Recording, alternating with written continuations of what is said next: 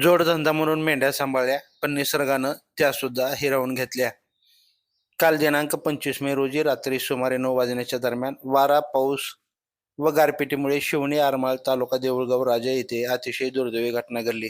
मेंढपाळ शेतकरी सोनाजी रामभाऊ खताळ राहणार कोंटी तालुका खामगाव हे आपल्या मेंढ्या घेऊन धरण परिसरात चारण्यासाठी आले होते. अचानक आलेल्या जोरदार वाऱ्यामुळे आंब्याचं मोठं झाड कोसळून झाडाखाली आसरा घेतलेल्या मेंढ्यांचा जागीच मृत्यू झाला. प्राथमिक माहितीनुसार आतापर्यंत 6 मेंढ्यांचा मृत्यू झाल्याची माहिती मिळत आहे. मात्र झाड मोठं असल्यामुळे मृत मेंढ्यांची संख्या वाढण्याची शक्यता नाकारता येत नाही. आधीच कर्जबाजारी, पीक विम्यापासून वंचित असलेला शेतकरी जोडधंदा म्हणून मेंढ्या सांभाळत होता, पण निसर्गानं सुद्धा त्यांची साथ सोडली. या घटनेनंतर शेतकरी पूर्णपणे हतबल झाला असून अद्याप प्रशासनाकडून कुठलीही मदत किंवा विचारपूस झालेली नसल्याची माहिती मिळत आहे. प्रशासनाने तात्काळ पंचनामा करून संबंधित शेतकऱ्याला आर्थिक मदत द्यावी ही मागणी पुढे येत आहे. लाईव्ह महाराष्ट्र झोन न्यूजसाठी लोणार तालुका प्रतिनिधी रोशन चव्हाण.